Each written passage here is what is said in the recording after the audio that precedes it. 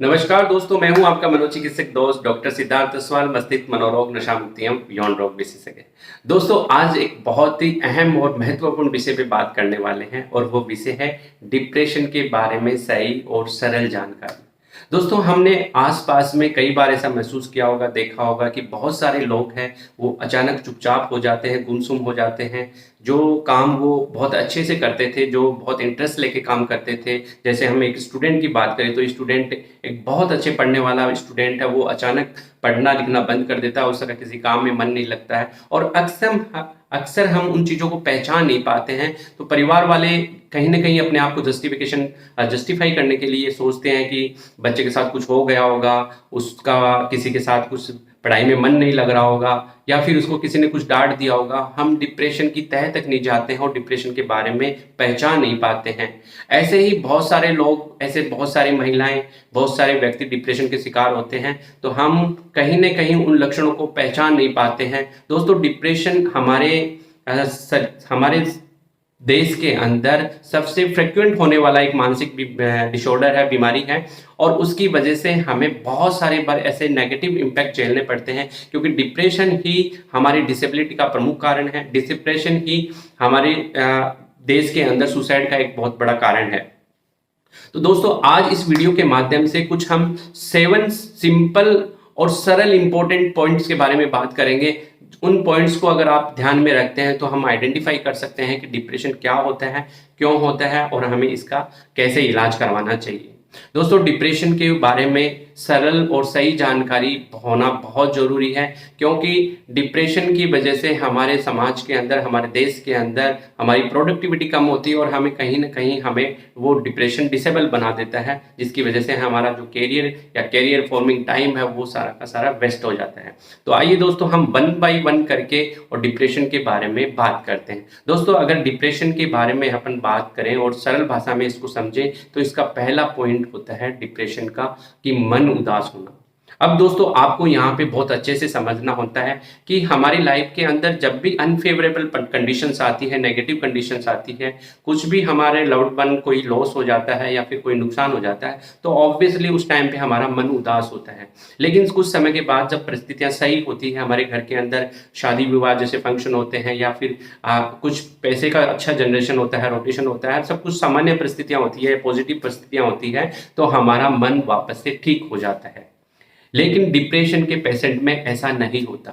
Depression के patient के अंदर मन कंटिन्यूसली परसिस्टेंटली डिप्रेस रहता है। और यहाँ एक बहुत इंपॉर्टेंट बात यह है कि अगर डिप्रेशन के पेशेंट के अंदर डिप्रेशन है तो वह परिस्थितियां पॉजिटिव होने पे, नॉर्मल होने के बाद में भी वह दुखी ही रहता है, उसका मन दुखी ही रहता है। तो दोस्तों, इसको बहुत अच्छे से ऐसे समझ सकते हैं कि जब विपरीत परिस्थितियां आती है तो मन दुखी रहता है, लेकिन जब परिस्थितियां सामान्य हो जाती हैं, जब माहौल खुशी का होता है, आनंद का होता है, परिवार में सब कुछ अच्छा हो गया, उसके बाद में भी वह व्यक्ति कंटिन्यूसली 2 वीक के लिए परसिस्टेंटली अपने माइंड को डिप्रेस में ही रखता है, तो इसका मतलब ये है कि वह पेशेंट कहीं ना कहीं डिप्रेशन से ग्रसित है। तो दोस्तों, इस पॉइंट को बहुत अच्छे से समझना है।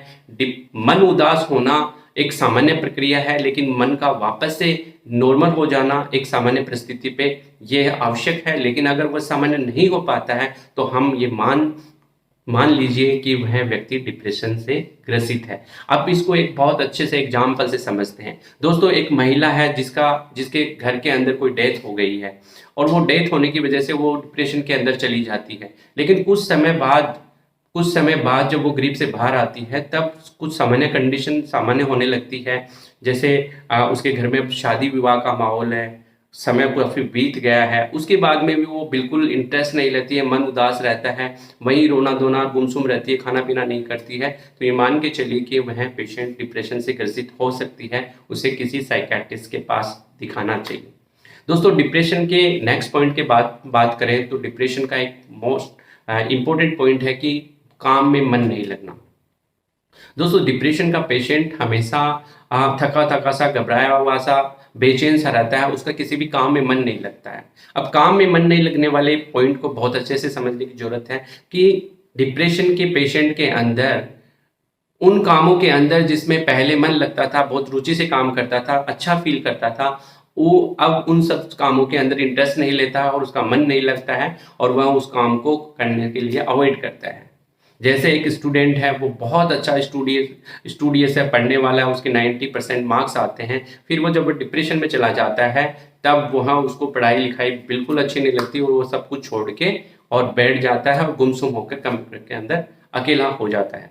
तो दोस्तों ये डिप्रेशन का सेकंड पॉइंट था। अगर थर्ड पॉइंट के बारे में बात करें तो दोस्तों डिप्रेशन के पेशेंट के अंदर गिल्ट फीलिंग आती है।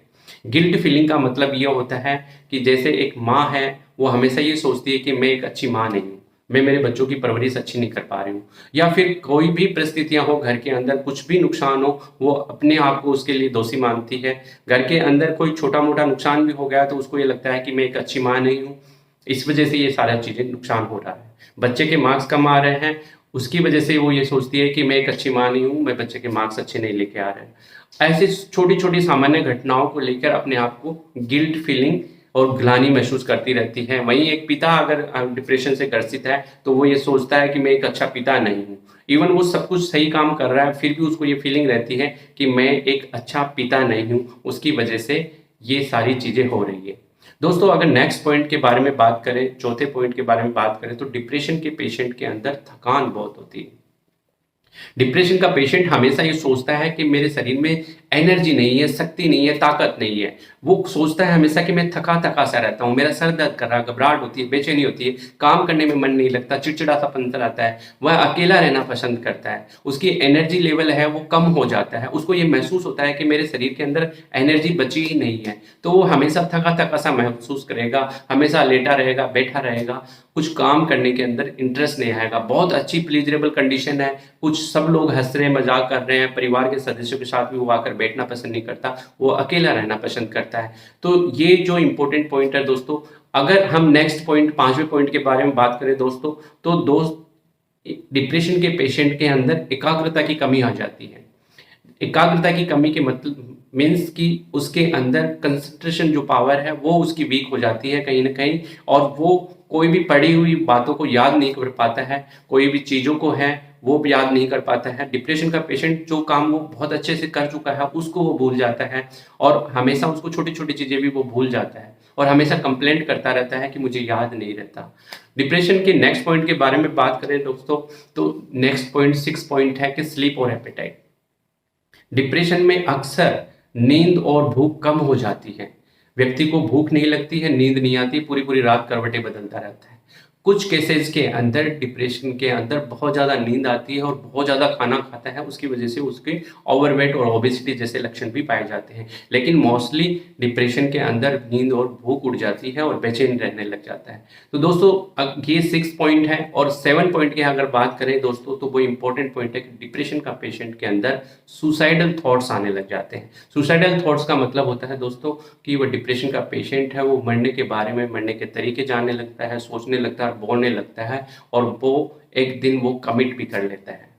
इस वीडियो के माध्यम से दोस्तों आसपास में हम बहुत सारे ऐसे लोग हैं जिनका अचानक सुसाइड करने के बाद पता लगता है कि यार वो तो कई दिनों से उदास उदास रहता था, वो तो डिप्रेशन में चल रहा था। तो इस वीडियो के माध्यम से हम ऐसे कोई भी लोग हैं जो हमारे परिवार में हैं, हमारे समाज में हैं, हमारे जिले में, हमारे देश के अंदर है, तो उनको आइडेंटिफाई करें और डिप्रेशन के ये जो सिंपल तरीके हैं उनको अप्लाई करके और महसूस करें कि patient whether is suffering from depression और नॉट।